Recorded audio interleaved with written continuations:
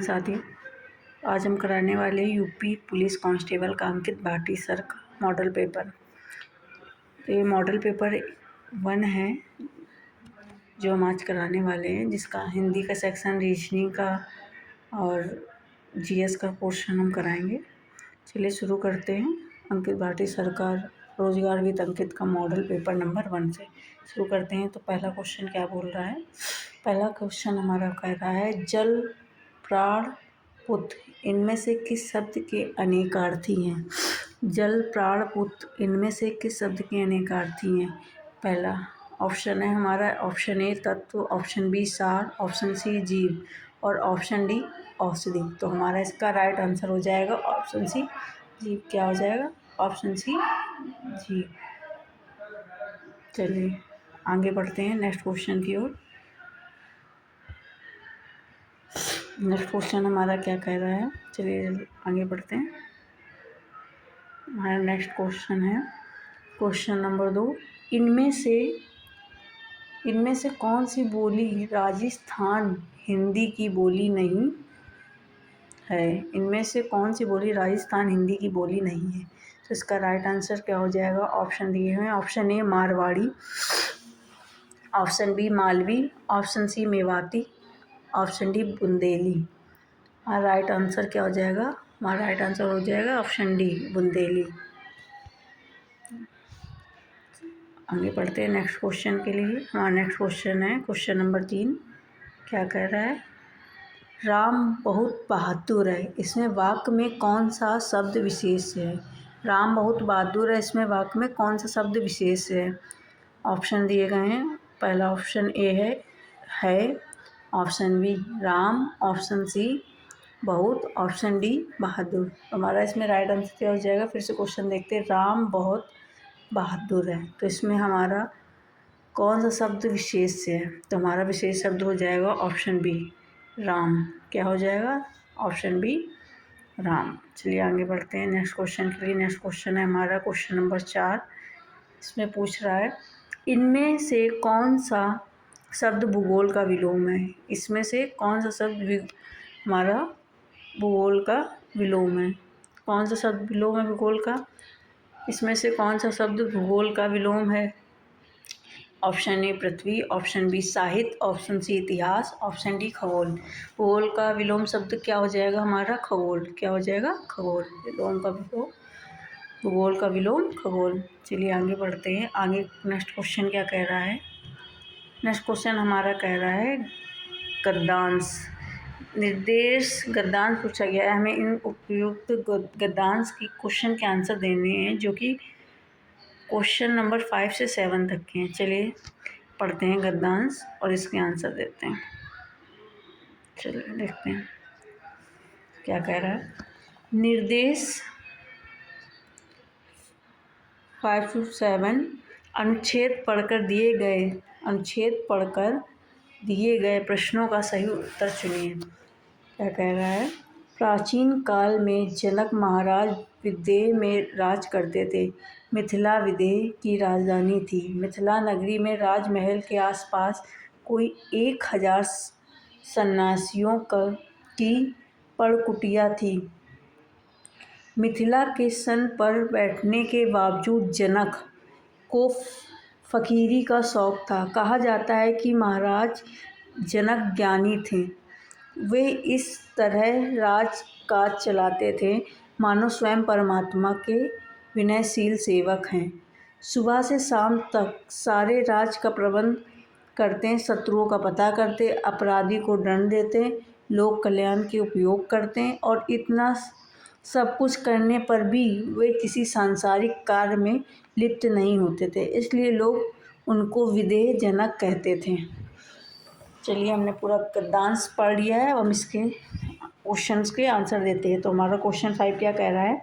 उपयुक्त गद्यांश के अनुसार महाराजा जनक का क्या शौक़ था? महाराजा जनक का क्या शौक़ था?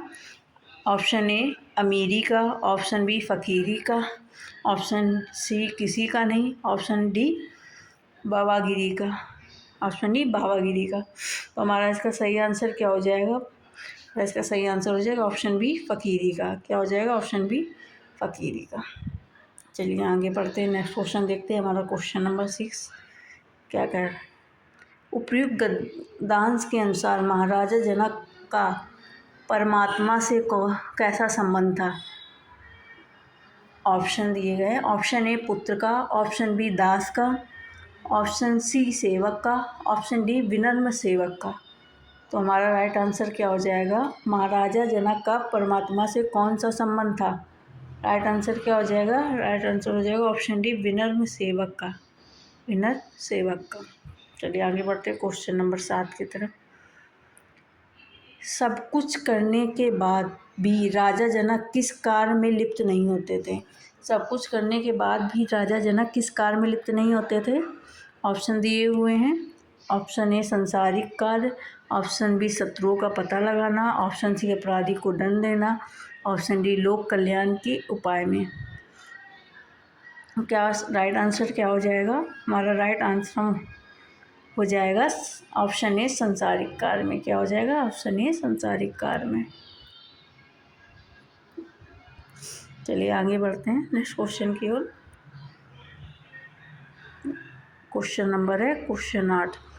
पढ़ते हैं क्या कह रहा है। क्वेश्चन 8, बांधा था विधु को किसने बांधा था विधु को किसने इन काली जंजीरों से? बांधा था विधु को किसने इन काली जंजीरों से? मणि वाले फनियों का मुख, मणि वाले फनियों का मुख क्यों भरा हुआ हीरो से? इसमें कौन सा अलंकार है? क्या अलंकार पूछ रहा है?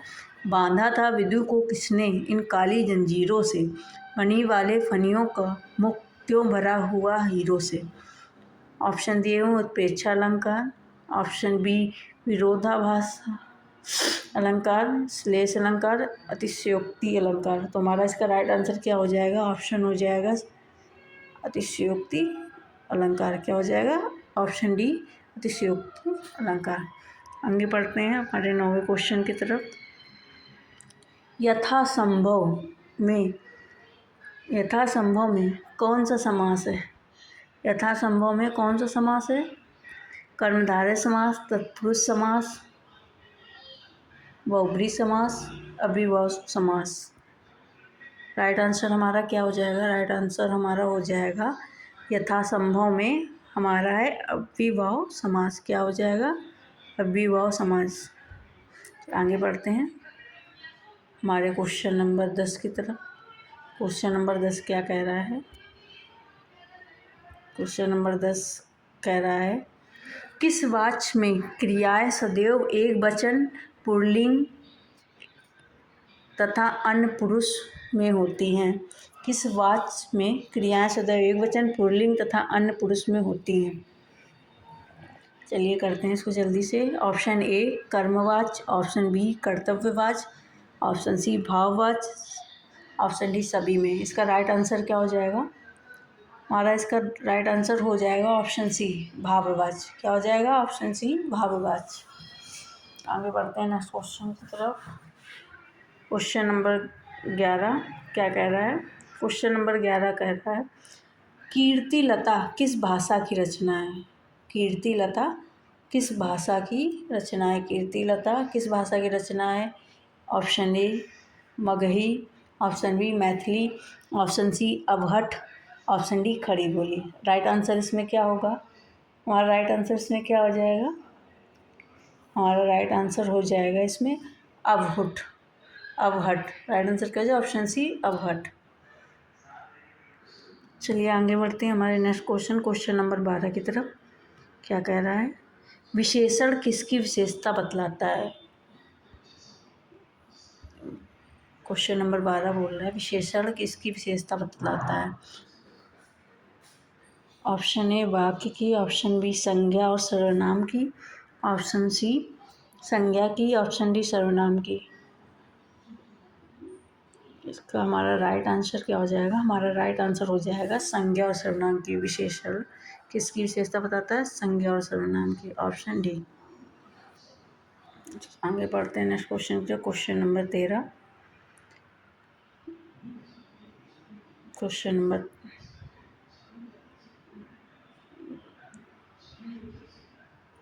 क्वेश्चन नंबर 13, तीसरा विश्व हिंदी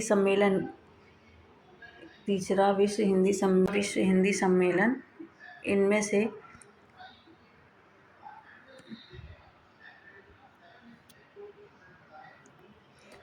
आगे बढ़ते हैं क्वेश्चन नंबर 13 की तरफ।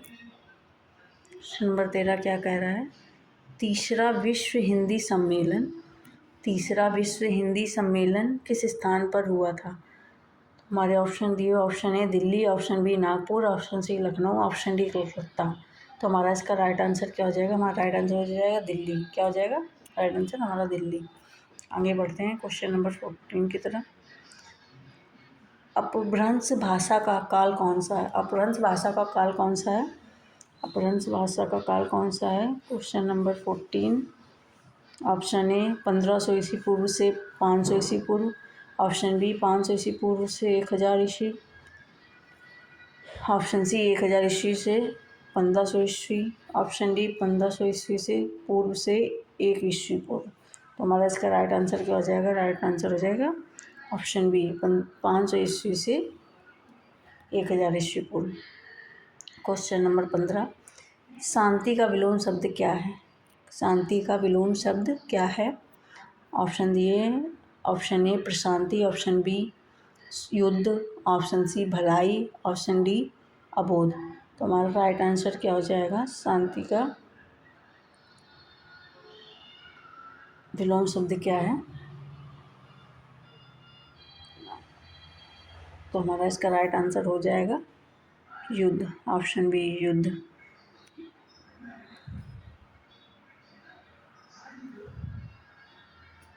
आगे बढ़ते हैं नेक्स्ट क्वेश्चन के लिए। क्वेश्चन नंबर 16, इनमें से कौन सा शब्द क्षेत्र शब्द का अर्थ नहीं है? क्षेत्र शब्द का अर्थ नहीं है। ऑप्शन ए तीर्थ, ऑप्शन बी वीर, ऑप्शन सी शरीर, ऑप्शन डी प्रकृति। तीर्थ भी क्षेत्र होता है, हम तीर्थ करने जाते हैं। प्रकृति भी क्षेत्र होती है।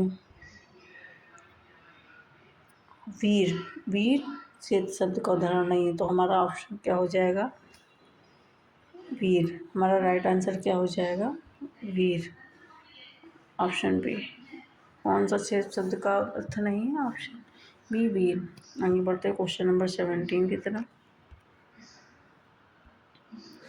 जैसा करोगे वैसा भरोगे में सर्वनाम कौन सा भेद है? जैसा करोगे वैसा भरोगे में सर्वनाम का कौन सा भेद है? जैसा करोगे वैसा भरोगे में सर्वनाम का कौन सा भेद है? अनिश्चयवाचक, निश्चयवाचक, प्रश्नवाचक, संबंधवाचक। हमारा इसका आंसर क्या हो जाएगा? हमारा आंसर हो जाएगा ऑप्शन डी संबंधवाचक। कौन सा भेद है? संबंधवाचक। आगे बढ़ते हैं क्वेश्चन नंबर 18 की तरफ। कठिन काव्य का प्रेत किसे कहा जाता है? कठिन काव्य का प्रेत किसे कहा जाता है? ऑप्शन दिए, option A Keshavdas, option B Bhushan, option C Bihari, option D Ghananand. तो हमारा इसका राइट आंसर क्या हो जाएगा? कठिन काव्य का प्रेत किसे कहा जाता है? राइट आंसर क्या होगा? हमारा राइट आंसर हो जाएगा ऑप्शन डी घनानंद। किसे कहा जाता है? घनानंद को। आगे बढ़ते हैं क्वेश्चन नंबर 19 की तरफ। क्वेश्चन नंबर 19 ये है, मोही तो मेरे कवित बनावत, यह किसकी प्रसिद्ध उक्ति है? मोही तो मेरे कवित बनावत, ये किसकी प्रसिद्ध उक्ति है?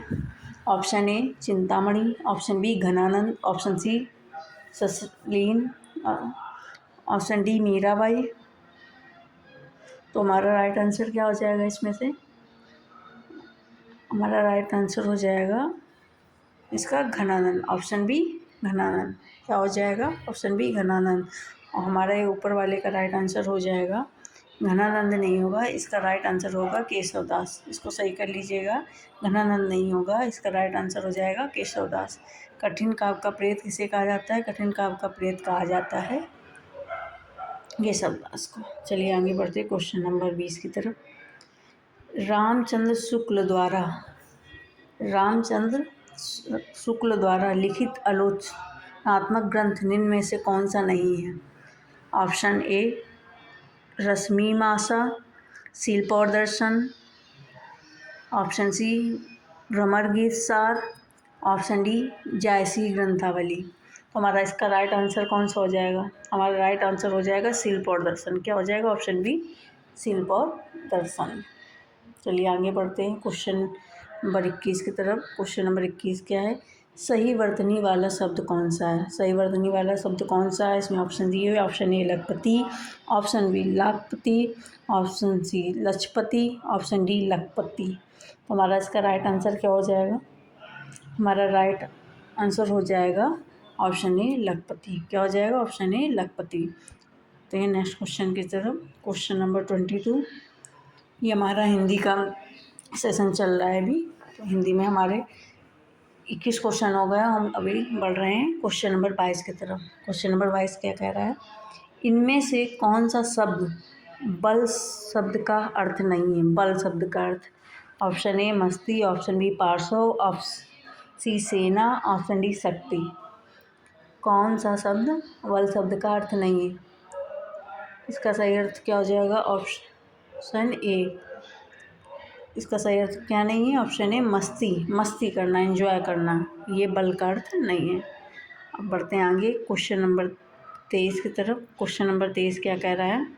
क्वेश्चन नंबर 23 कह रहा है अज्ञानुपालन का सही संधि विच्छेद कौन सा है? अज्ञानुपालन का सही संधि विच्छेद कौन सा है? इसका राइट आंसर क्या हो जाएगा? अज्ञानुपालन का सही संधि विच्छेद कौन सा है? ऑप्शन ए आज्ञा पालन, आप आधन ज्ञानुपालन, आगधन या पालन, आज्ञा धन अनुपालन। राइट आंसर क्या हो जाएगा? हमारा राइट आंसर हो जाएगा आज्ञा धन अनुपालन। आज्ञा धन अनुपालन कहा दिया है? Option D. हमारा राइट आंसर हो जाएगा ऑप्शन डी। आगे बढ़ते हैं क्वेश्चन नंबर 24 की तरफ। आपस में झगड़ा मत करो, इस वाक्य में किस प्रकार के क्रिया विशेषण का प्रयोग किया गया? आपस में झगड़ा मत करो, इस वाक्य में किस प्रकार के क्रिया विशेषण का प्रयोग किया गया है? तो इसका राइट आंसर क्या हो जाएगा? ऑप्शन ए स्थानवाचक, ऑप्शन बी रीतिवाचक, ऑप्शन सी कालवाचक और ऑप्शन डी परिणामवाचक। इनमें से हमारा राइट आंसर क्या हो जाएगा? हमारा राइट आंसर हो जाएगा, हमारा राइट आंसर क्या हो जाएगा? रीतिवाचक क्रिया विशेषण। क्या हो जाएगा? रीतिवाचक क्रिया विशेषण, ऑप्शन बी। बढ़ते हैं नेक्स्ट क्वेश्चन, क्वेश्चन नंबर 25 की तरफ। आवारा मसीहा इनमें से किसके जीवन पर केंद्रित कृति है? आवारा मसीहा इनमें से किसके जीवन पर केंद्रित कृति है? Option A Rahul Satyan, option B Premchand, option C Rabindranath Tagore, option D Sharat Chandra. इसमें से हमारा राइट आंसर क्या हो जाएगा? Option D Sharat Chandra. Option D Sharat Chandra. हमारा हिंदी का देख सकते हैं, हमारा हिंदी का पोर्शन पूरा हो गया है। पूरा हिंदी का हमारा पूरा हो गया क्वेश्चन। देखिए हिंदी का जितना भी था हम कर चुके हैं। क्वेश्चन 25 तक हमारा हिंदी का पोर्शन पूरा हो गया। अब हम बढ़ते हैं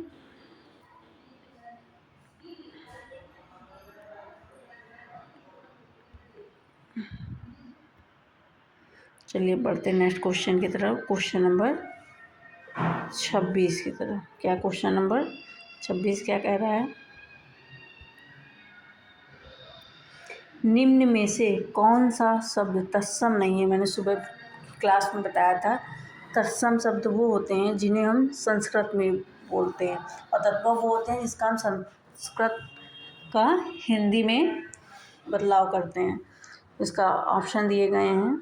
तत्सम शब्द नहीं है स्त्री, ऑप्शन बी भोजन, ऑप्शन सी कमरा, ऑप्शन डी भाषा। हमारा इसका राइट आंसर क्या हो जाएगा? कमरा, क्योंकि कमरा को तत्सम में क्या बोलते हैं? कच्छ। क्या बोलते हैं?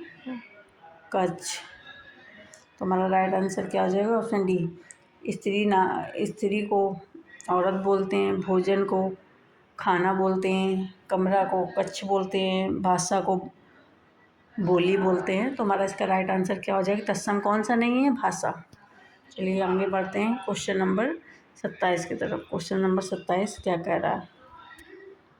चलिए आगे बढ़ते हैं। क्वेश्चन नंबर 27 कह रहा है मंत्रकारी शब्द का तद्भव रूप क्या होगा।